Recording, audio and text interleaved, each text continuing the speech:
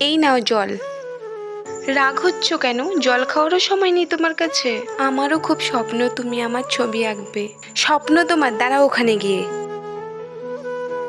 হাসছো কেন? সোজা হয়ে দাঁড়াও না। নষ্ট করে দিল। সোজা হয়ে দাঁড়াও। কি হলো তোমার? ওঠো, ওঠো। আপনি জানেন ওনার ক্যান্সার এটা লাস্ট স্টেজ। আপনি তো জানেন, খেয়াল রাখুন ওনার। তোমার ক্যান্সার। আমি তোমাকে কষ্ট দিতে চাইনি।